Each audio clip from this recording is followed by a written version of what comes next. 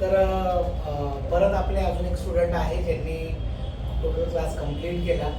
त्यांचा असा विषय की त्यांना थोडाफार चांगला एक्सपिरियन्स पण होता, काही गोष्टीमध्ये वाईट एक्सपिरियन्स पण होता आणि काही गोष्टी त्यांना ऑलरेडी चांगल्या येत होत्या.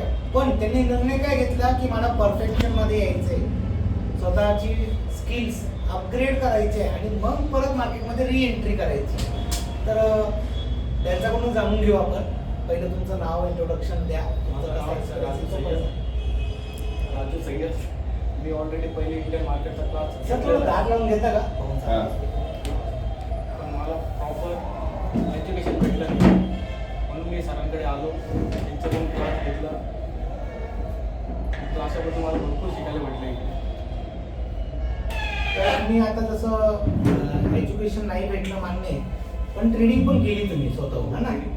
मग त्याच्यामध्ये किती रेशो प्रॉफिट आणि किती रेशो लॉस हा तुम्हाला दिसला? ॲक्च्युली मी कॅपिटल 60,000 टाकलं होतं.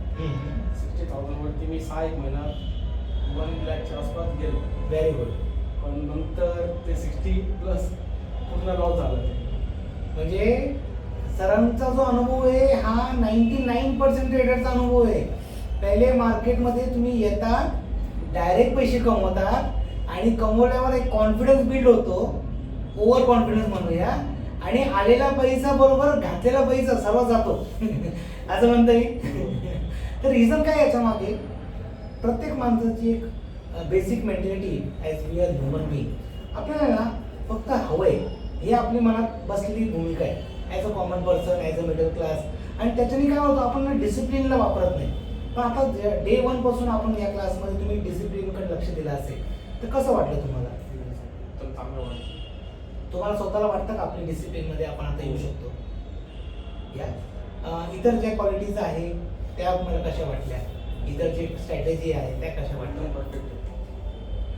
10 दिवस जे तुम्ही ट्रेनिंग केली आपल्याकडे किंवा 5-6 दिवस तुमची झाली, नंतर तुम्हाला गॅप पण पडला, मग आपण तो व्हिडिओ घेतला होता. आता मी लेवलचा व्हिडिओ घेतो, म्हणजे सर्व शिकून झाल्यावर तुम्हाला काय काय येते ते जे येत नव्हतं, ते याच्यामध्ये किती फरक वाटतोय तुम्हाला? भरपूर फरक आहे. भरपूर म्हणजे टक्क्यामध्ये कसं चेंज करता येईल आपल्याला? 80-90%. 80-90%. म्हणजे तुम्ही डिफाईन करू शकता आज एंट्री कुठं घ्यायला पाहिजे परफेक्ट. का? न्यूजवर कोणी सांगितलं तर होईल? टेलिग्रामची गरज आहे का तुम्हाला? याच्या अगोदर पडत असेल आता नाही. तर हेच महत्वाचं आहे. दुसरं, स्टॉप लॉस लावायचा इच्छा होईल आता, पहिला होत नव्हती आणि स्टॉप लॉस लावला तरी आणि तो हिट पण झाला, पण तरी आपण प्रॉफिटमध्ये निघू शकतो. नाही, खरं आहे का नाही? येस. आता दुसरा विषय, टार्गेट कुठं लावायचा हे पण क्लिअर झालं. म्हणजे आज तुम्हाला सर्वच माहिती येते लक्षात. आणि असं नाही मी रँडमली म्हणतोय, त्याचे चार्ट तुम्ही रेडी केलेच असेल, तुम्हाला माहिती आहे. तर स्टडी याला म्हणतात. दुसरा विषय असा की तुम्ही जे काही पैसे टाकले मागे वर्षामधून 2 वर्षामध्ये, आता वाटतं हे नॉलेज घेतल्यावर तुम्हाला काय वाटतं, तुम्ही किती दिवस आता या मार्केटमध्ये, किती टाईममध्ये तुम्ही चांगलं सस्टेन करणार आहे? कंटिन्युअस लाईफ टाईम म्हणता येईल असं काही शब्द? तर बघा सर्वे, मला हे सांगायचं आहे, तुम्ही किती पैसा कमवला आहे हे कोणी विचारत नाही. तुम्ही किती दिवस राहिले हे लोक विचारतात. आणि तुम्हाला मी तेच आग्रह करतोय, तुम्ही या मार्केटमध्ये नवीन असले तरी सुद्धा किती दिवस तुम्ही सस्टेन करताय बिना नॉलेजचे, तर तुम्ही जास्त दिवस नाहीये. पण विथ नॉलेज आहे जास्त दिवस आहे, आणि जास्त दिवस असणारच तिथं करोडपती लखपती बनतो. बरोबर आहे का नाही? राईट. तर एनिवे सर, तुम्हाला बऱ्यापैकी नॉलेज आलेले आहे, पण तरी सुद्धा जर कधी डाऊट आला, आपण शेजारीच आहे, स्वतः वादच नाही, पण रिपीट पूर्ण बॅच करू शकतात, तसं काही अडचण नाही. एक सजेशन तुमच्या हिशोबाने काय देऊ शकता तुम्ही लोकांना? थोडंसं दे ना तुमचा अनुभव त्याच्यामध्ये, म्हणून म्हणतो.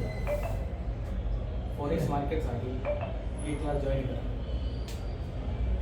ओके. आणि ट्रेडरला काय सजेशन देणार? ट्रेडिंग करताय बँक निफ्टीमध्ये, विदाउट नॉलेज ट्रेडिंग करू नका.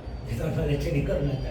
हे रिपीटेड मी बोलायला लावतो स्टुडंटला स्वतः होऊन. त्याचं कारण हे की क्विक मनी भेटणार आहे, कुठून पैसाच मार्केटचाच पैसा आहे, तर मार्केटकडूनच भेटणार आहे तुम्हाला, पण ते जास्त दिवस टिकणार नाही हे लक्षात घ्या. So anyways, all the best sir, काही अडचण नाही.